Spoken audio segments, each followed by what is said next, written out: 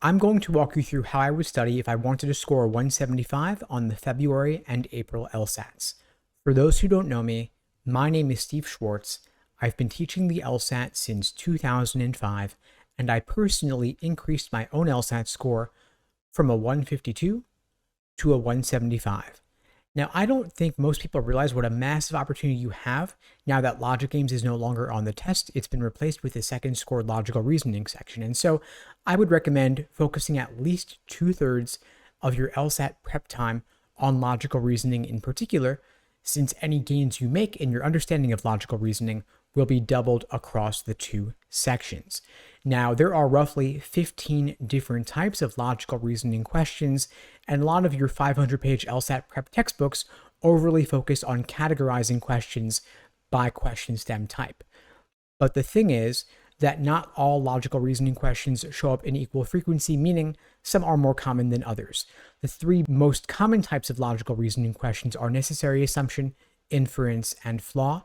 And so I would start there, then save the less common types, like parallel reasoning, for example, for much later, since they show up significantly less often. Now, there are also some really common methods of reasoning that you also want to get crystal clear on as well. For example, confusion of necessary and sufficient conditions, confusion between necessary assumption and sufficient assumption questions, and correlation causation arguments are just a few. You want to make sure that you understand these inside out. You also want to work on your pacing because it's not just about getting the questions right.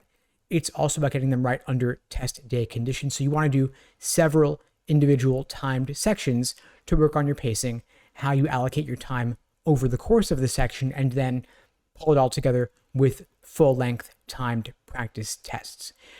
Now, if you're watching this video at least a few months before either the February or April LSATs, you still have plenty of time to do several full-length timed practice tests.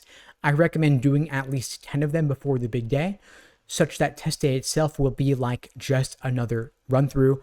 At LSAT Unplugged, we're not going to let you get stuck in the pattern of drilling questions without ever taking practice tests, since of course we want you to work on your pacing and endurance as well, which is why we create personalized day-by-day LSAT study plans for all of our students to orient your prep outside of your regular weekly private one-on-one LSAT coaching sessions, so that you have your homework concrete written down, so to speak, so that you always know what to work on. We are removing all the guesswork for you about what to do and when. If you're interested in finding out more, please check out the links below to book a call with me and my team. We'd be glad to help you out. Of course, we don't want to neglect LSAT reading comp either. It is still 1/3 of the test, and don't believe anyone who tells you that you cannot improve at LSAT reading comp. They're wrong.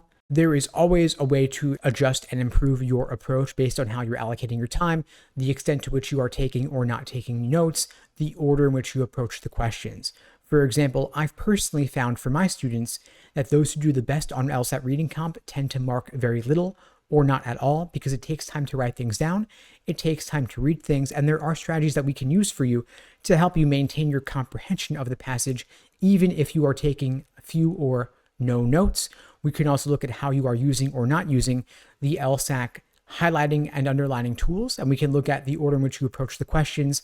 I typically find it works well to attempt the general global questions first, like main idea, primary purpose, passage organization, best title, tone, author's opinion, save the detail-oriented questions for after that, and finally do the more inferential questions that require a bit more reading between the lines for last. Now, if you've got roughly 3 months before your LSAT test date, based on when you're watching this video, you might take the first month to work on accuracy, drilling questions by type, to better understand the proper perspective from which to view each section and each question type. Save month 2 for pacing, doing individual timed sections, and finally month 3, pulling it all together with full-length timed practice tests. Again, I recommend doing at least 10 of them if possible, so that test day itself will be like just another run through.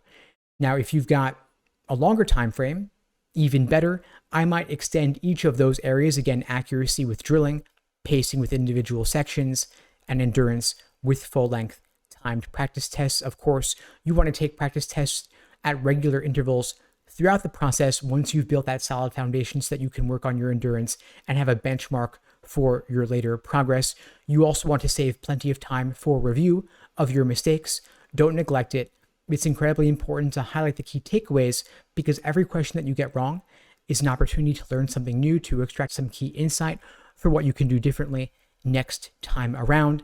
At LSAT Unplugged, we use the Socratic review method framework to help you drill down into exactly what's giving you trouble and why, so that you can avoid making the same mistake on your next practice test. Anyway, folks, that's all for now. Feel free to reach out if I can help in any way. And in the meantime, I'll wish you all the best and take care.